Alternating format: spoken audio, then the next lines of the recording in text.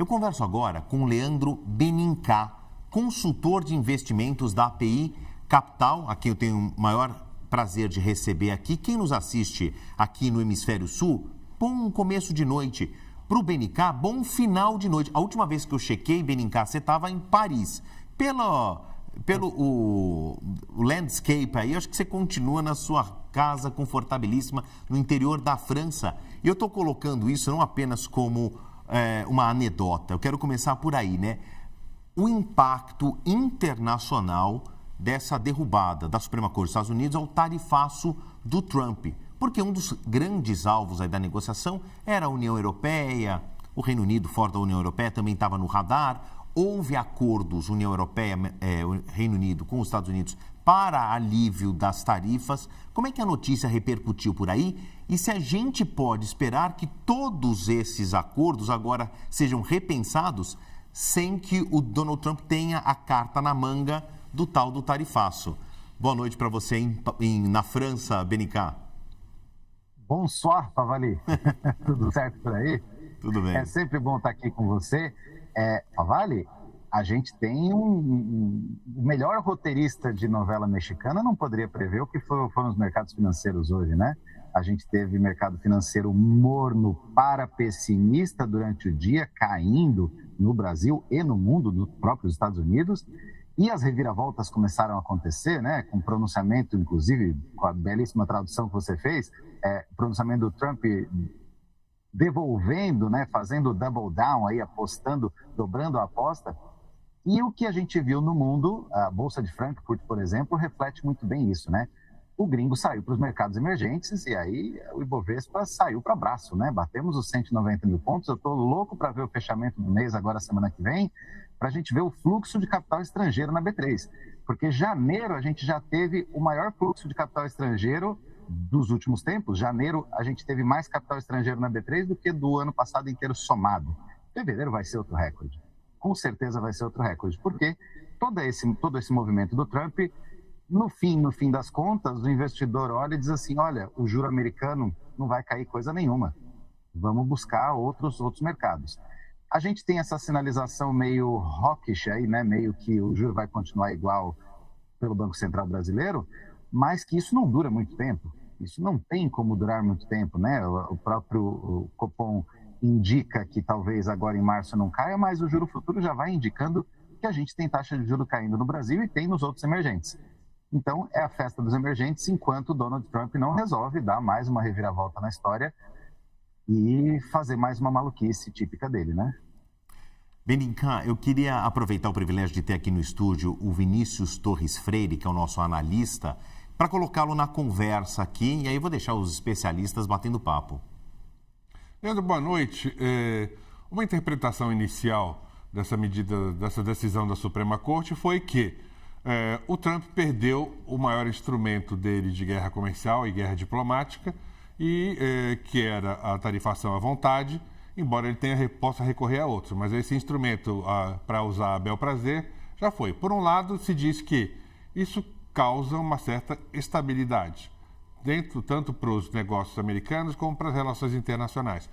No entanto, o Trump vai tentar recorrer a algum outro tipo de tarifa para recuperar a receita, né? Porque só as tarifas que caíram hoje, a previsão era de arrecadação de 300 bilhões de dólares nesse ano de 2026. No ano passado foi 133. É muito dinheiro que o Trump queria usar para muita coisa. E, por outro lado, ele vai tentar ter um outro instrumento para entrar no conflito internacional que vinha sendo tarifas. Pode ser que ele fique mais agressivo em outras áreas.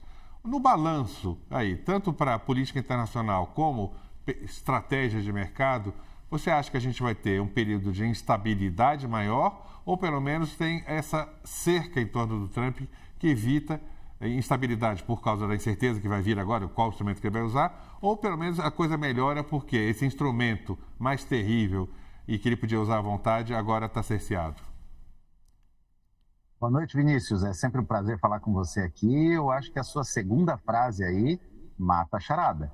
O Trump está cerceado de um lado, mas o próprio Trump já ensinou a fazer isso e ele faz isso, né?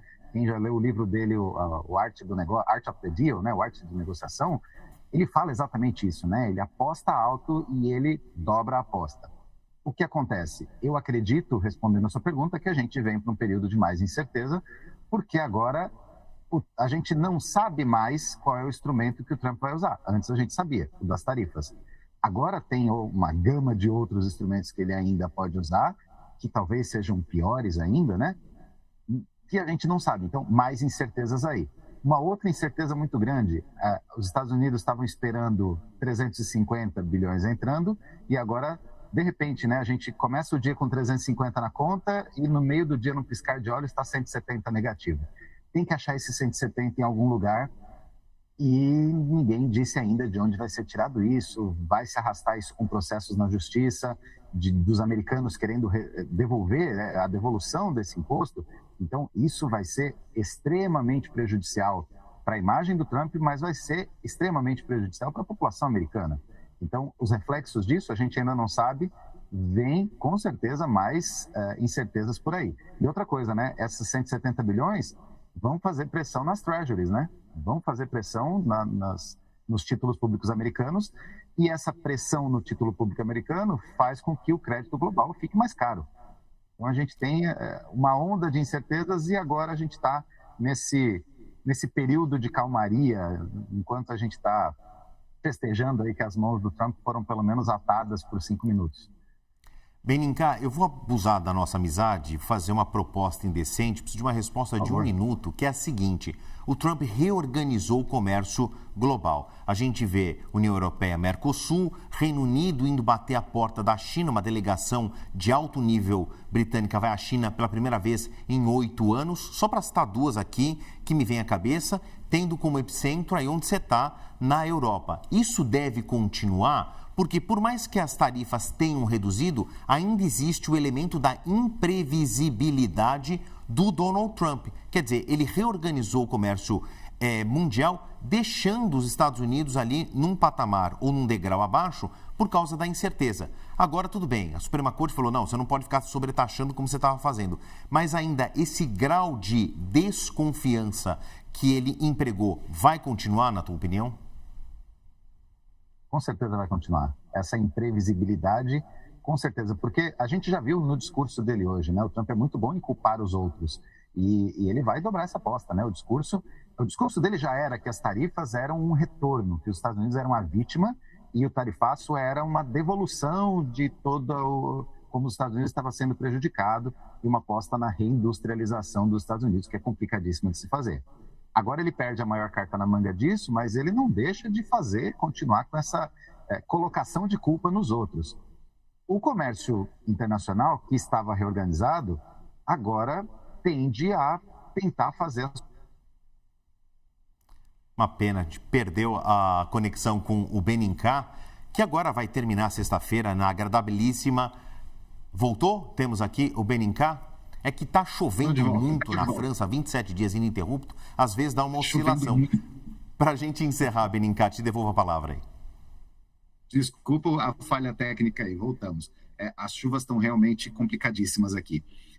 Mas eu acho que agora a gente vai ver, por exemplo, o encontro com Xi Jinping, e a China não é boba, a gente vai ver como isso vai acontecer, essa reorganização dos países, porque eles passam a ter novas cartas na manga, apesar de ainda terem medo de qual carta não saber que está na manga do Trump. Eu acho que esse é o maior medo do mercado hoje, é não saber como que o Trump vai dobrar a aposta, porque a característica principal dele é sempre dobrar a aposta. Ele sempre fez isso nos negócios dele, enquanto presidente no seu primeiro mandato, e está fazendo isso desde o primeiro dia que ele foi empossado neste novo mandato.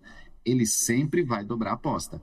E a gente pode esperar que ele vai achar um jeito agora, seja via Congresso, que ele pode voltar com essas tarifas via Congresso, via votação, seja com coisas diferentes que até já foram sinalizadas e cutucadas, né?